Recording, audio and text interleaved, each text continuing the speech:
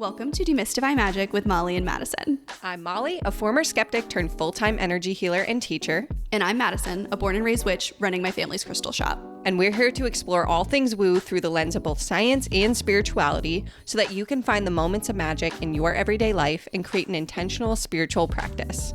So if that's what you're into, find a cozy spot, take a deep breath, and let's demystify some magic. Howdy doody, friends. Howdy doody, friends. How are we dutying? We're dutying. So true. So true. As you're listening, you might be out of Mercury retrograde. We're still in it. And we still haven't figured out an intro after almost 18 months of this podcast.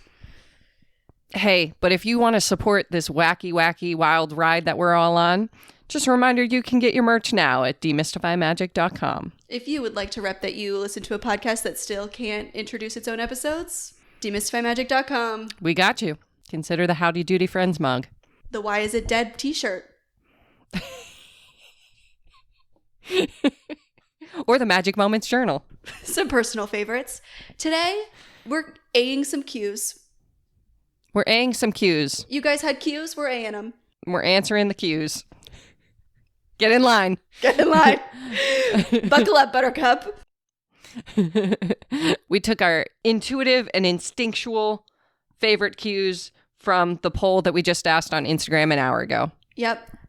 That's been the best part, I think, as this podcast has grown. This is my truth, is that we can do a last minute Q&A.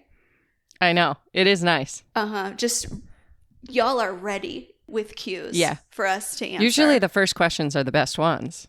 That is true. Mm-hmm. Thank you, everyone, for always being available to send us questions before we get to answering. What was your magic moment this week, Molly? Okay, my magic moment has to do with demystifymagic.com because we did a fun, spontaneous thing last night where Madison was struggling to write her bio, and my bio was just pulled from my website, and it felt a little too stuffy for the podcast. And so I said, Madison, what if we wrote each other's bios? So good. It was so fun. It was so cute because it was, I don't know about you, but it's so much easier for me to write a bio for you. 100%. Hundo than P. for myself. I can list off your accomplishments in my sleep. I could gush about you all day long. My accomplishments, I'm like, I graduated high school. So we basically just sent each other like, I want you to definitely include this, and this. And then we just had some fun and wrote about our besties. So if you want to read what we wrote about each other and maybe cop some merch. Could be fun. Demystifymagic.com. Highly recommend. What was your magic moment? My magic moment is that I went to the chiropractor. Okay. Say more. This is the most mundane magic moment. I'm so sorry. But we love mundane magic here. I feel like I got access to my magic again through seeing a chiropractor regularly.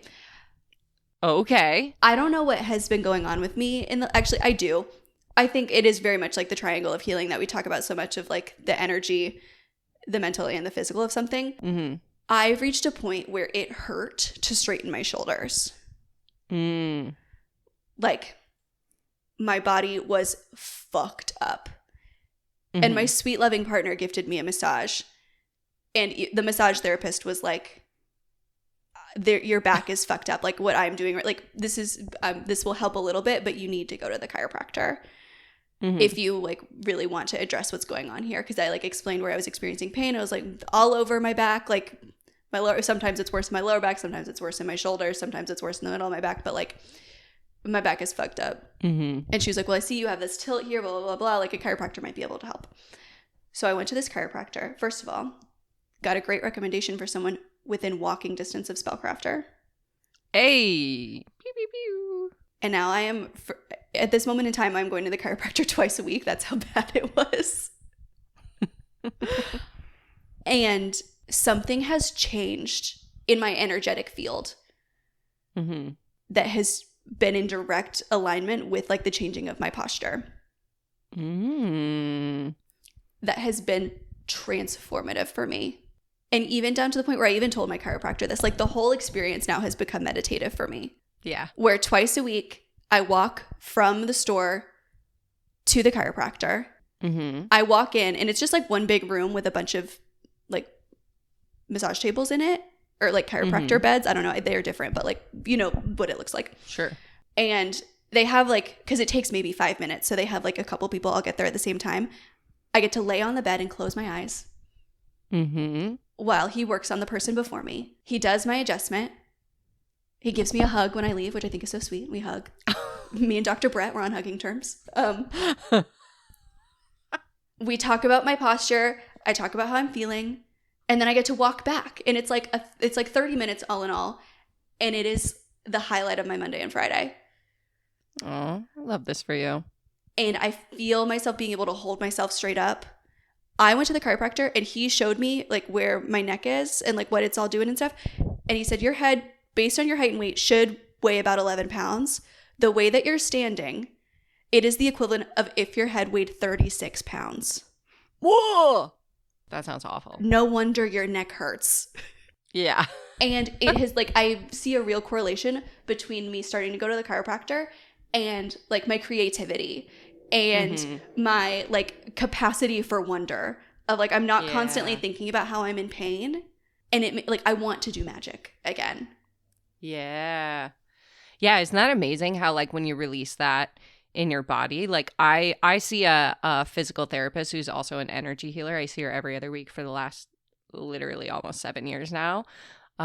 She's amazing. And the last time I saw her, I had a similar like upper back chunky pain, which I think is connected to like some sort of expansion that I'm going through. And now that you're going through it too, I'm like, oh yes, of course, because we're linked in all ways. Of course. But on the drive home, it's funny what you say about like connecting to wonder, because I've been listening to the same album in my car for the last 3 weeks. It's the new State Champs album. It's self-titled. It's so good. I love them. But I felt like on the drive home from that appointment, I listened to it for the first time. Like I really heard it. Like I was hearing the lyrics and I was hearing the music and I was hearing it in a very different way. Like my body was like absorbing it in a different way. That's really interesting. Oh, it's funny. So we also Anthony did a sitting in the power workshop, which is like his method for connecting to the spirit world. I think he actually has it as a replay if it's something that you're interested in. He's like selling the recording. So DM him if that's something that interests you. But I came to the workshop, and just because I come to everything that Spellcrafter does, obviously, and did it. And the message that came through was literally hold your head up. And it was after I had started going to the chiropractor, and I was like, and it literally, I saw the triangle of healing in my head, and I was like, oh, of course these things are all interconnected, and was able to like get real clarity that I don't think that the message even would have held as much weight if I hadn't been working on the physicality of the problem as well. Yeah. So it was very cool. Yeah. Want to dive into these cues? Let's dive into these cues. Want to do some A's? I've got an A or two. I've got an A to spare. I've got an A to spare. All right. Question number 1. Besides chatting with each other, what's your second fave podcast? I love this question because we get asked for witchy podcast recommendations all the time. And I have to say, like, we both have to be like, I'm sorry. I don't have any. My second favorite podcast besides my own is called This Might Get Weird, which if you were around in the golden age of YouTube, aka like 2012 to 2015, you might know Grace Helbig and Mamrie Hart.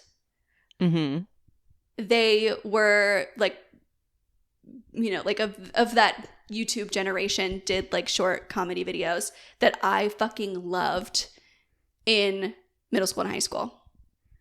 And they now do a podcast, just the two of them, that is literally just them talking about pop culture, telling each other stories, generally being silly. And it's one of the only podcasts that I consistently listen to. I will go in and out with other podcasts. I'm even like on Patreons for a couple other podcasts that like I let slip and then I will binge listen. This Might Get Weird. I'm listening every week. Grace and Mamrie, if you're listening, I don't know what we would talk about, but if you would come on this podcast, I would figure something out. Grace does talk about astrology sometimes. There we go. She mostly reads it off of Cosmo, and I love it. I love it just as much. Mabry and I are from the same hometown. So another Southern queen. Mm-hmm. That is my favorite podcast to listen to besides ours. What is yours? Wow. Okay, so I had a really hard time choosing a favorite podcast outside of ours, obviously, because ours is for sure my favorite. A league above the rest. So I had to think about, okay, if all of my favorite podcasts, I have like 4 or 5 podcasts I listen to consistently, and they all post inconsistently. And so I thought about if all 5 of them posted an episode on the same day at the same time, which one would I listen to first? Ooh. And the answer is Maintenance Phase. Okay. Have you listened? No, I know I've heard of it, but I won't shut the fuck up about it. I'm so bad about new podcasts. This is the same reason I'm weird about audiobooks. I am so weird about people's voices. Okay. All right. The reason why I say I have so many favorites is because one of the hosts of Maintenance Phase is the host of 2 of my other favorite podcasts. Wow. 3 podcasts? I could never. I know. Well, one of them, he's no longer the host, and then R.I.P. whatever. But the backlog is there. But I love Maintenance Phase. It's like a look at wellness and diet culture and just like how icky and gross it is, but it's like they back it up with like facts and reasoning, and it's just like silly little banter, and it's just so interesting. They just did a 2-part series about Richard Simmons, which I thought was really poignant. I'm a big Richard Simmons girly. Like, I was sweating to the oldies when I was in elementary school, and I just like have always been fascinated by Richard Simmons, and I just think he's so interesting. When Missing Richard Simmons came out, I binged that podcast, and I really, really loved Maintenance Phase's approach to it, because they actually read his memoir and they actually did research rather than like just, you know, reading the articles and like regurgitating what people are saying or spectating or whatever. And it just made me see Richard Simmons in a totally new light. So they have a lot of like really incredible episodes. My recommendation is just scroll through and find one that interests you and just start there. But they're so funny, but they're so smart, but they're so like honest, and they just have really great banter, and I just love them. And then Michael Hobbs, who's the co-host, he has one called If Books Could Kill, which is about like how insidious airport books are kind of like changing our culture in a negative way. So it's like, you know, like the first episode I listened was about The Secret and how like the law of attraction is actually like really negatively impacting people. I thought you meant like specifically the books that are in the airport. Yes. But like I thought you meant like the act of selling books in the airport. Oh, no. No, the books that I understand. are like... I understand what you mean yes. now. I was like, what do you mean? I think airport bookstores are great. Sometimes I forget that I need something to do on the plane. Have I been doing something problematic? No. So yeah, those 2. You got a bonus podcast from me. And then if you want to dive into the Michael Hobbs historic, You're Wrong About is his podcast he used to be on. And if you go to the early episodes, you'll find him. So... Oh, another one from me is one that like isn't making episodes anymore. It was like a contained story kind of, but it's called Mediums. I've recommended this to you. I think you listened to it. Yes, love that one. It's a Spotify original, I believe, so it should only be on Spotify. And it talks about like the history of mediumship, specifically like in the Victorian era, and how it intersects a lot with feminism, and really how mediumship and like spiritual practices were one of the only ways that women could make money in that time, and how like the beef that quote unquote like magicians had with mediums is really just about sexism. Was that the one with Houdini that you told me about, or was that a different one? No, they talk about Houdini. It's so good. I haven't listened in years, good. And I'm like due for a re-listen. Yeah, it's really good. Witch is another good one too. That one's from BBC, I think. Okay. Yeah, it's about witches. I think it's a history. Really? I can't remember. I'm someone who I listen to podcasts like I read books, where I'm like, I loved this book so much, and you're like, cool, what's it about? And I'm like, couldn't tell you. Couldn't tell you, but it was good. You'll like it. All right, next question.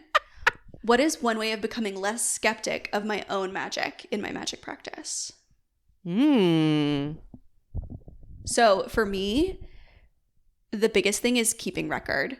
Like writing it down when it works. And it doesn't have to be, like, for me, journaling can feel very like overwhelming because I feel like I have to give this extremely detailed account and then I end up doing nothing. But yeah, I just like keep a note in my notes app where I'll write down like a sentence or two of like a magic moment. Some might say like a magic moment. Find your magic moments journal at demystifymagic.com. But writing down like, oh, I put $1 in my money bowl and then I found a $10 bill on the street. Like keeping tab of things like that. And then the most important part is going back and reading them. Yeah, creating like an evidence log. You reinforce those patterns by proving it to yourself over and over and over. What I do, like I've talked about when the hurricane came through and we couldn't get plywood, so we just did basically a giant protection ritual around the building. I look at that picture that I have of the debris stopping 3 feet in front of the building like probably twice a week. Dude, my YouTube producer, who's like not witchy at all, he was like, holy shit, that picture of Madison's store. It's like, how did that even happen? I was like, witchcraft. And he's magic. Like, that's truly the only like rationale. Like he was like, okay. Just saying. So go look at that picture when you but like finding your own moments that really stump you and really prove it to yourself. And really, like, again, the only way to even create those moments is to continue to do it. What's so funny is my advice is going to be the exact opposite of yours. Mine is to not focus on the evidence or the outcome and instead implement more play and curiosity to the act of your practice. I like that too. So like I say this to my Reiki training students all the time because sometimes we can go into our magical practice and we expect this like big life altering experience and like the moment in the made for TV movie where everything changes and you can just feel it, right? Like the music changes and the lighting changes and our life changes all at once. And that like doesn't really happen. If it did, it would feel very disorienting if that happened every time you sat down to do your practice. And so instead, I like to think of, instead of looking at your practice like a marathon, right? A marathon, the goal is to cross the finish line. Instead, look at your practice like the act of moving your body. If you don't enjoy moving your body, it's going to be very difficult to motivate yourself to train, to run a marathon, to cross the finish line. Okay? And so instead of looking at like, oh, what is this practice going to do for me? How is this going to impact my life? Like, how can I get the results I want? How can you bring more play and fun and curiosity to the act of your practice? So how can I enjoy the fact that instead of sitting and wallowing in fear about what's going to happen to my store because I don't have plywood, can I empower myself to do something, even if I don't know whether or not that's going to work?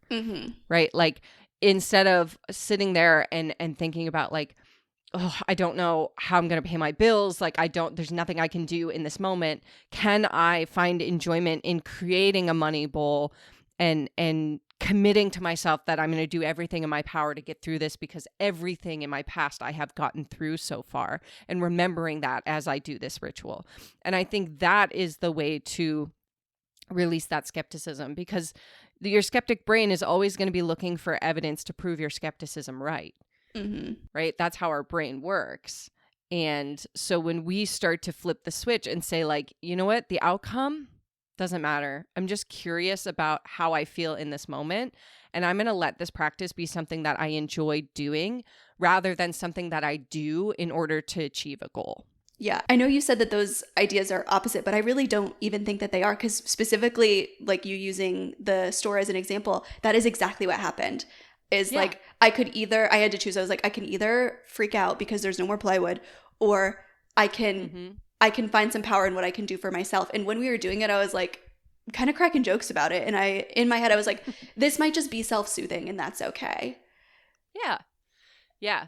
I think it's like, I think it's about if your practice does, create some sort of palpable magic, tangible magic, celebrate that. But if it doesn't, and all it did was make you feel better in the moment, celebrate that. Exactly. I think that there's this really big misconception that to call yourself a witch or to say that you have a spiritual practice or any of those things, like this idea that everything is going to work all the time, that is not a reflection of your own personal power, that is not a reflection of your own personal magic.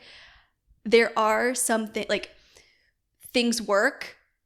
One, they often work in a way that you don't expect. Two, what I find to be true is that specifically in terms of manifestation, like things are coming to me when they're supposed to. Like that's what I have to believe. And so there could be something that I'm manifesting so hard. Like there are things that I've been manifesting that I want for years that I know that now is not the right time. Yeah. And so just because I put $1 in my money bowl yesterday and I don't find $10 on the ground tomorrow, that doesn't mean that your money bowl is not working. Yeah. Just like that guy said, you miss 100% of the shots you never take. Next. Love this one. Very excited to answer this one. If you were to give yourself a magic-themed gift, no budget, what would it be and why? Okay. When I go to the gem shows, there is this, I guess it's a company, I don't know, like there's this vendor who they specialize in, like they'll buy big ass fucking rocks and carve furniture out of them.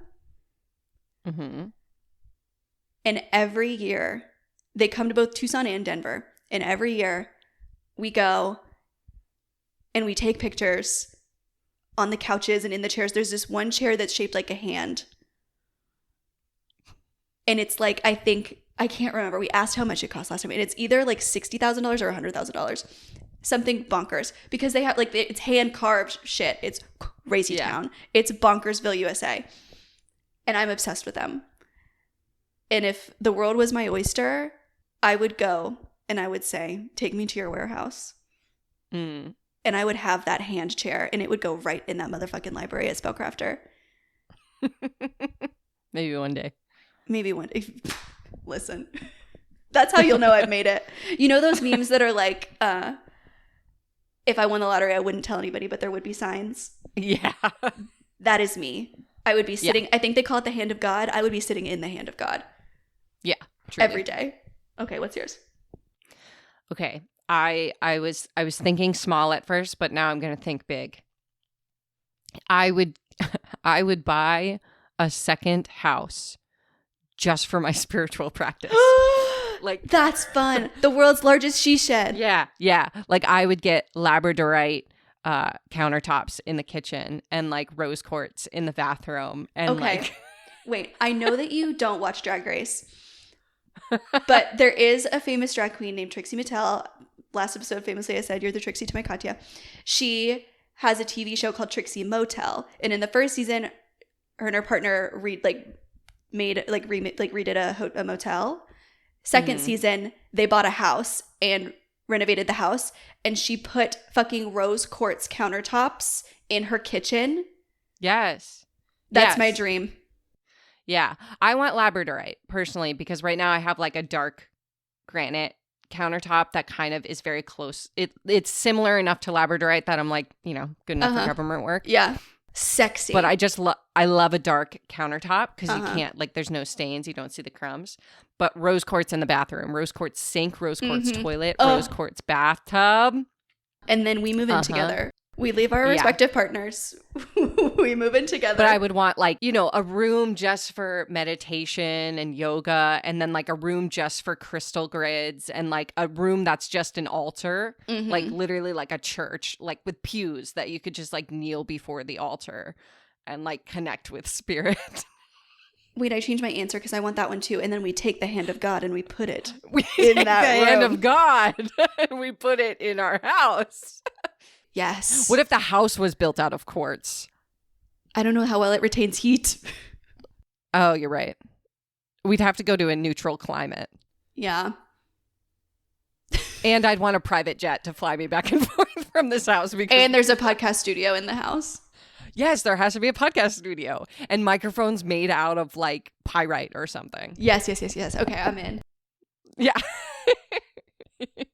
I don't know if that's like what they were. Is that a magical gift? I don't know. I could be more realistic. That is certainly a gift. So if anyone's looking to invest in this podcast, yeah, go buy merch so we can buy a podcast house. How many t-shirts would we have to sell to buy the hand of God? So many. Guys. So many. Buy your entire family Demystify Magic merch, and then everyone's invited. Yes. Oh, that could be fun. You have to wear your t-shirt to get in. That's your ticket. Oh, God. That's really funny. Okay, last question. What aspect of running this pod is the hardest for each of you to allow to be easy, and how do you remind yourself to come back to that core value? For me, the hardest part is being seen by so many people. We joke about how this is something that Molly was born for, and this is something that I am being forced into. Willingly. I joke her because idea. That's not true. It was your idea. No, you were the one who was like, Molly, you should have a podcast. And I was like, I'll only do it if you do it with me. And you were like, bet. I'm saying me being in it was your idea. Okay, fair. I joke because I do like doing this podcast is the highlight of my life. It's the most fun I have ever. But I think what's hardest for me to specifically like allow to be easy is all of like the part of it that is not me sitting in this room by myself talking to you.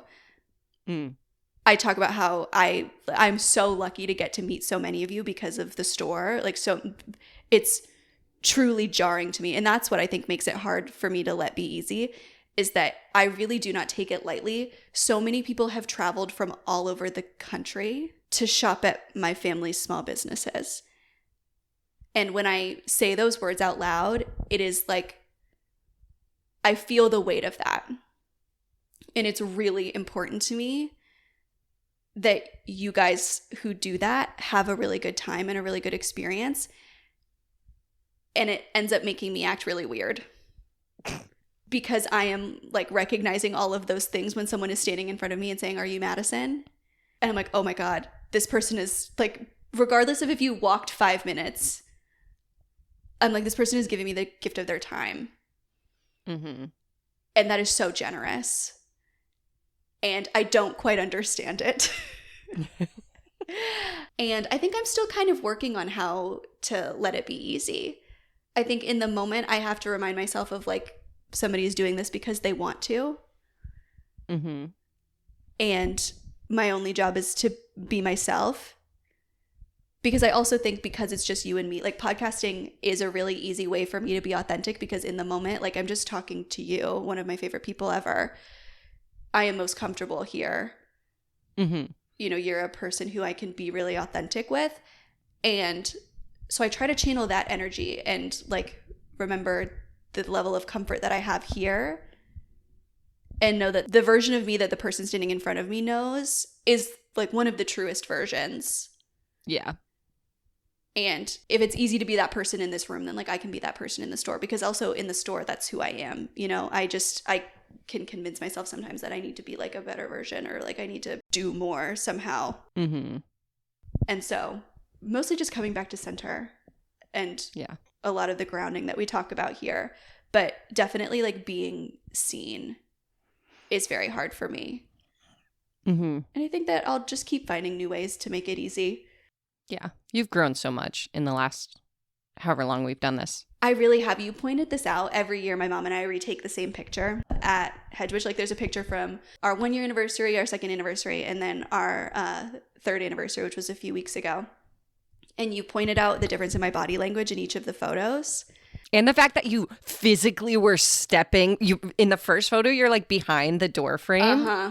And behind your mom, and the most recent one, you're like in, like your body is so open and you're outside of the threshold of the door, you're in front of your mom. It's so cool. I have chills. You pointed it out to me and I was like, oh shit, that is really wild. And you like, I think that I felt even a lot more natural in that moment. Like I used to hate, at our first anniversary, I hated the idea of us taking a picture together. I hated the idea of us posting a picture of the two of us and like bringing attention to myself as like someone who's a core part of this store. To now, like if you go to shopspellcrafter.com, like my face is the first thing you see. And so I have grown a lot in that way, but I also think there's a lot more to go. So long story short, still working on it. What about you? The hardest part for me in allowing it to be easy is I always want to do the most. Like I am someone that I want to pedal to the metal. I want to drive 100 miles per hour and I want to get to the finish line yesterday. And so the podcast has really taught me so much of like being easy, like the difference between it's so funny because I used to think like doing pedal to the metal is the easy because like if you drive 100 miles per hour now in a year, you can pump the brakes. But what happens is I never pump the brakes. I just keep going. Until I burn out. And I think, there's been so many times, like, honestly, how do I come back to that core value is like Madison reins me in because I've had so many moments, like even when we're talking about merch, I was like, let's host a photo shoot and you could fly up here and we could do a whole thing and we could take photos and then we could do this and then we could do that. And then I was like, hey, what if we just go to Disney? Yeah. And we just have a fun day. And if we take some photos, that is cool. And if we don't, that's fine. Yeah. It is interesting. I feel like at least once a year, we have a moment where I would say like once a quarter, it happens to one of us and the other one has to rein it in, where we like overexert ourselves and the other one has to say like, hey, remember this gets to be easy. Yeah. And so I remember saying to you, I was like, we could literally just wake up tomorrow and the merch could be live and we could just post an Instagram story and that would be a launch. Yeah. Yeah. And that's okay. Like we're not doing this, we've like, I think you said on your stories the other day, like we're not making merch because we want to make a ton of money. We're making merch because you guys really wanted it and it was something really fun for us to do. So why are we treating it like we're Amazon? Yeah. Yeah. Exactly. Yeah. And I have those moments. It's interesting because this podcast has really helped me catch those moments more and more. Like I always talk to my community manager, Jade, about this, is whenever I have ideas about Reiki training, I always call it spiral out, spiral in, where I'm like, just let me spiral to all of the big giant ideas that are like totally unrealistic and will like burn us to the ground or whatever, because I will spiral back into like the simplest version of that. Yeah. So it's like we spiral out and we're like, what if we do this and then this and then this and then this and we could do that? What if we do this tomorrow? And then we spiral in and we go, actually, I think this could be the easiest way forward. And so it's become this really interesting like practice of like noticing that within myself. And like we always say, how you do anything's how you do everything. So like I've noticed this in like my move where it's like, okay, we have all of our ducks in a row and it's like I don't have to meticulously plan like where we're going to eat lunch on the day that we close. I don't have to meticulously plan like what time we do this, and this. Like we can just say like afternoon we move in, right? Like so many things. It's like when I first moved into this new house, I was like, I have to buy a new piece of furniture for every room and everything has to be perfect right away. We have to be totally unpacked. And it's just like, okay, no, like what if I just made the spaces that I'm living in, like one space at a time, livable? And it's like, and then we can, change things one by one.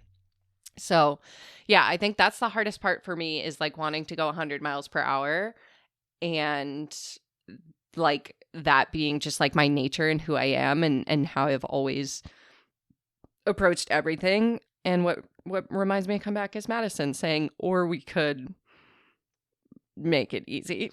Yeah, or we could just do it. I think that's what I love so much about our dynamic is that like I don't want to use the word weakness, but like for lack of a better word, like we are really strong in the other's weakness. Like yeah, we yin and yang really well. We really do. And you are the person that I talk to when I feel most afraid of being seen. And you are the one who really sees my growth in that. Like I hadn't really thought very much about it until you pointed out the difference in the photos. And it really did give me a second to reflect and say like, oh, I have gotten more confident in this space and I do feel more confident as a business owner. If I were to give a metaphor for our dynamic in a car. Okay. Notoriously, I know a lot about cars. I'm the accelerator, you're the brake. You need both to drive. Yeah. Yeah. Yeah. You can't get to your destination without both. Yeah. Because I feel like there's been moments where I'm like, I think you can do more here. Uh-huh. I think you can step outside your comfort zone and like push that accelerator. Mm-hmm. And me, like, that's not a problem for me. But you rein me in and go like, Molly, what if you did less? Yeah.